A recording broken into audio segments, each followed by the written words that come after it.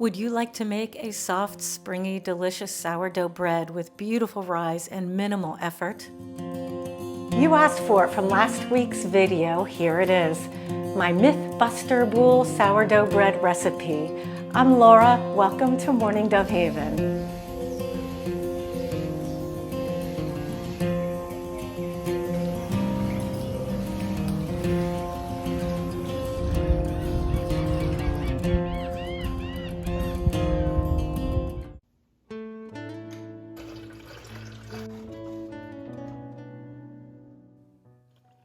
An early morning to make sure that I get this video out to you all today. And in last week's video, I'll put the link up above, I mentioned early on that I had found a sourdough boule recipe that I just love, but felt I could enhance the recipe further, and I did. I was going to share it with in the comment section upon request underneath last week's video. However, I ended up making one more change to it, and wow, I could not be happier. So to those of you who asked me to share that recipe in the comments section and have now had to wait because of that additional change that I made, here it is. Then, to make my recipe even better, I tested it with the concepts from last week's video of not feeding my starter and leaving the oven and the Dutch oven cold upon baking the bread dough. So here is my recipe for the Mythbuster Boule. Before I forget, I had a few comments from last week's video where people said that they really enjoyed the music that I used and that they found it very calming. So I thought at the end of this video, I would go ahead and add a little relaxing bonus montage of some of my video and photos from recent trips to Montana set to some nice music. So if you're interested, you can take a look at that. I do hope you enjoy at the end of the video. In a large bowl, you'll add 340 grams of water, approximately 90 to 100 degrees Fahrenheit, and depending on the temperature of your house, how hot, how cold, or the climate that you live in. And to that, we'll add 110 grams of unfed sourdough starter. Your starter can be straight out of your refrigerator. It doesn't have to be room temperature, and it can be days since you fed it. In my case, it happened to be, I think, 2 days prior that I had fed my starter here, and I took it straight from the refrigerator. So you want to mix that until well combined.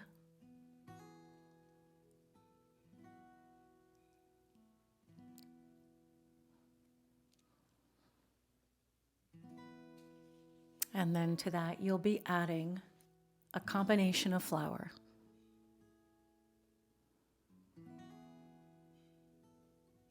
You'll be adding 300 grams of all-purpose flour,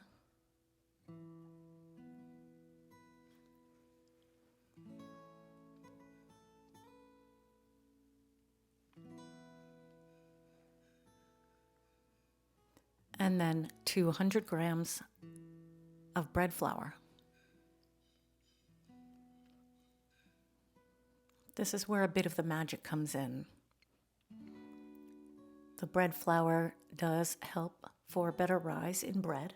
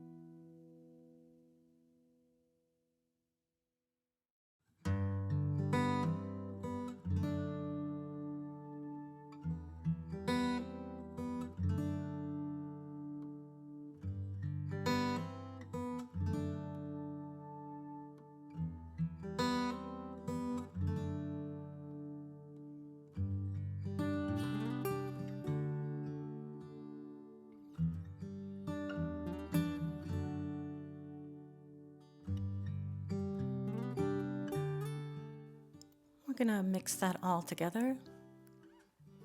Get a nice shaggy dough. Try to get most of that flour incorporated, but the time that we're gonna let it sit, about 10 to 20 minutes, we'll let it sit covered so the flour can get absorbed by the water, and we're going to give it a sort of a fermentalise.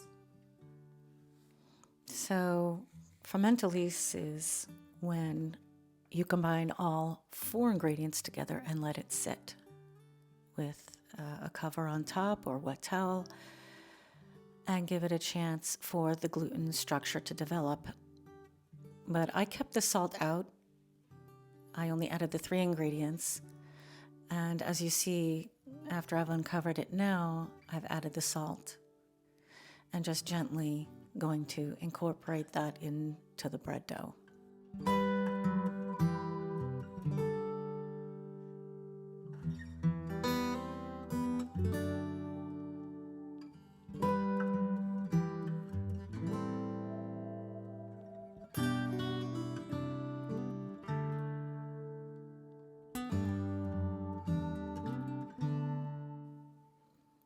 And once all the salt is incorporated, we're going to cover that up and let it sit for 15 minutes.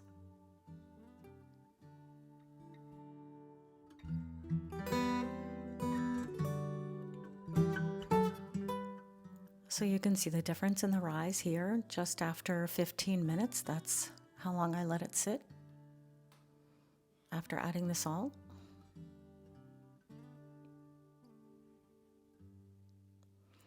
And thanks to a few people's comments from last week's video, they mentioned the tip, which I was aware of, but I don't know why I didn't do it. To be honest with you, I guess just being tired. I was in the middle of 3 recipes. But to go ahead and keep a small bowl of water nearby, and that really is the best way to keep your hands from getting so sticky, covered with dough, and to handle the dough better without it sticking quite as much. So we're doing the stretch and folds, and you want to pull up on one side without tearing the dough.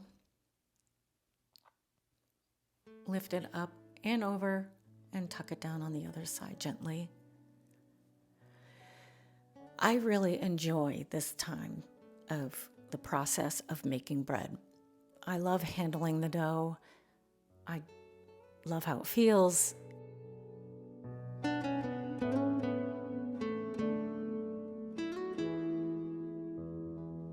I do a little extra just out of enjoyment.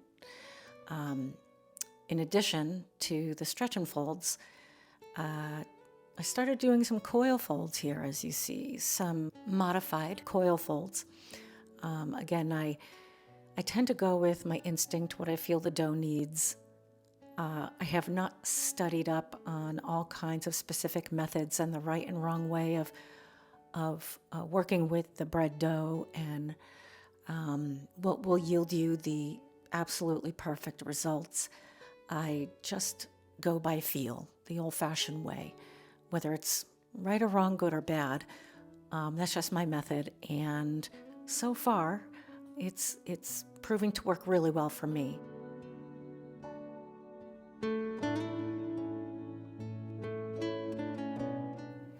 Is it mandatory to do stretch and folds?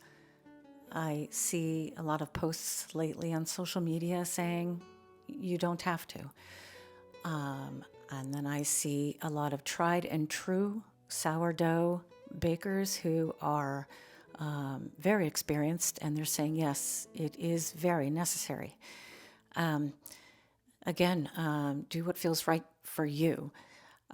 My belief, I feel that the stretch and folds is beneficial, that they are beneficial. You will get more rise, your crumb will be better, but if you don't care about too much rice or the crumb and you are, in a bit of a time crunch, your bread is going to rise. Don't worry about it. Do what you have to do for yourself. There is no rule book, and just enjoy the process and do what feels right.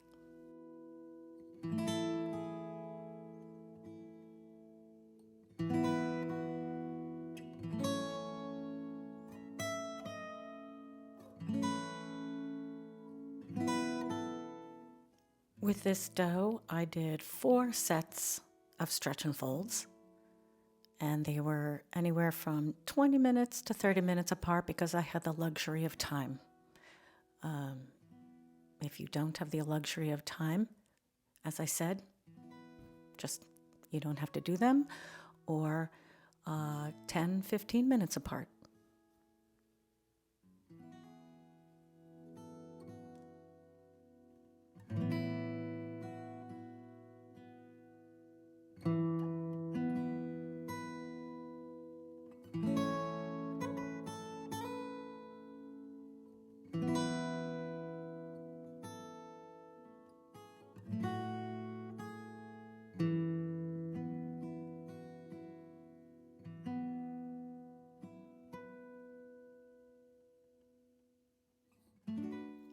And it's bulk ferment time. We're going to cover this dough up, and you can leave it for 3 to 4 hours covered up completely or in a dark place with a cover.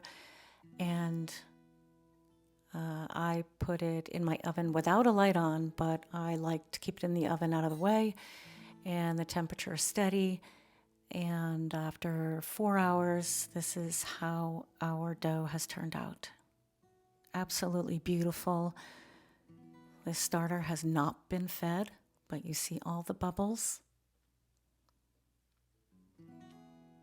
And this dough is very happy. And so am I. It's so gratifying to see the rise in the dough after the bulk fermentation process. It's just so alive. So I had a comment this week also from this last video that I use an awful lot of flour. And I do. And again, I just have to say it comes down to personal preference, method, what feels right. And again, I live in Florida. The heat has just started to crank up down here with the humidity. And it seems like daily or perhaps more weekly, there's a difference in the way I have to handle my dough here. The humidity is adding that moisture to the air, hydration to the dough, and so I add the flour according to just what feels right on the surface, how much it's sticking, and you just have to go with your instinct.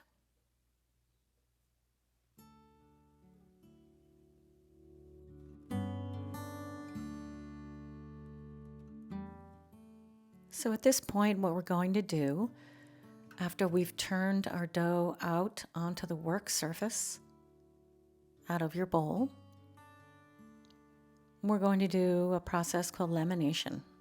We're going to laminate the dough.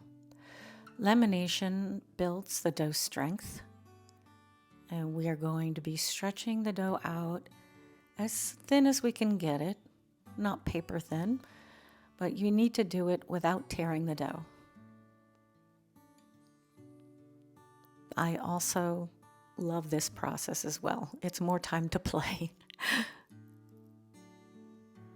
I hear a lot of people saying that working with sourdough bread, or really any bread dough, is therapy. And I kind of have to agree with that.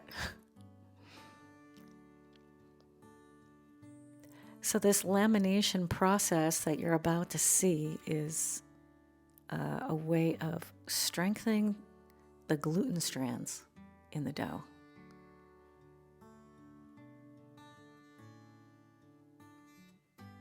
By the way, if you are gluten intolerant or gluten sensitive, I've linked my video up above for baking with a grain, an ancient grain called einkorn flour.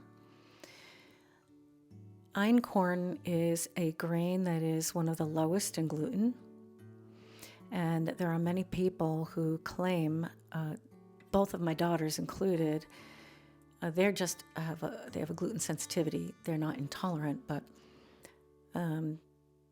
they are sensitive, and they can eat this bread that is made with einkorn flour. And it is so delicious. It's a much more dense bread when it's baked, but it has a beautiful flavor, a beautiful crumb, and it's so tasty. And many people who are sensitive to gluten or even gluten intolerant can tolerate it. However, I do, of course, that you do further research for yourself on einkorn and the effects on people with gluten intolerance. And as always, please consult your personal physician for your medical advice. I am still very much learning the process of lamination. As you can tell from the video, I am experimenting. I'm continuing to learn the feel of the dough in this process. So it may not be pretty, but it does turn out wonderful. So now we're going to fold in one side of the dough and then the other sides. We're folding it to thirds here. And then we're going to start at the end, rolling it up, not tightly, just a nice, simple, not loose, but just a simple roll. All the way up. Mine was sticking a bit there, despite all of the flour.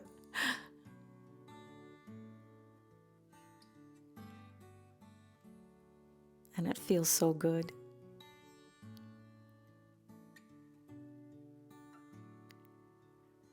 And then this is where we're going to be shaping. Just start giving it a gentle turn. And as you're turning the boule, you're pressing in and down. We're trying to tuck those sides in and under and seal the bottom of the dough as we turn it against the work surface. When you feel it start to really drag and the skin of the boule on top is getting tighter and tighter, you may see some bubbles start to form. That's fine.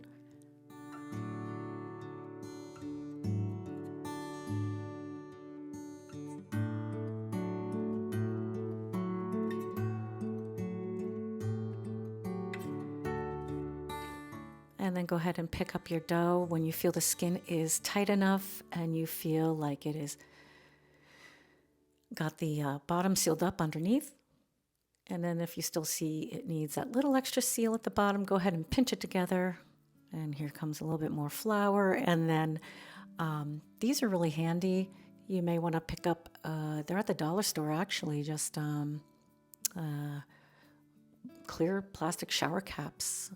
It makes it very easy for covering up your dough. To put in the refrigerator for 8 to 12 hours.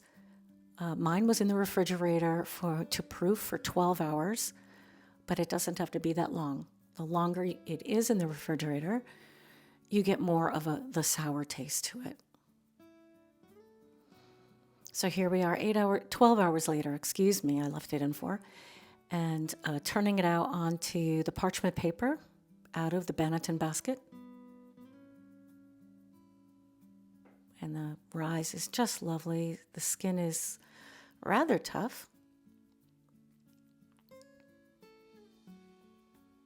but it's nice and tight.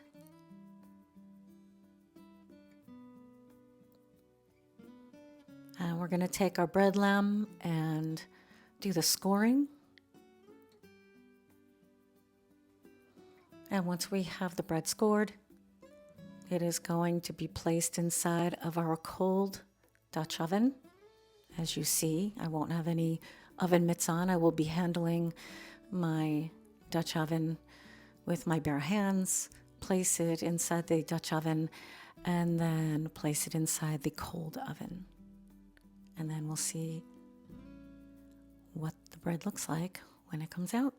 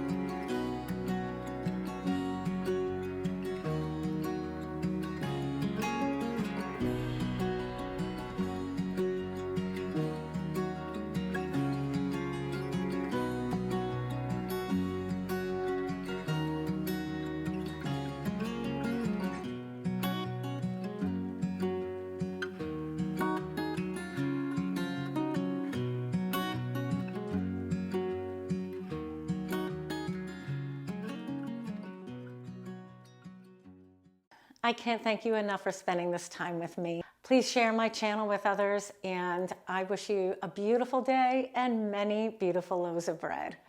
Now, enjoy a few minutes of my recent trips out to the beautiful Montana mountains.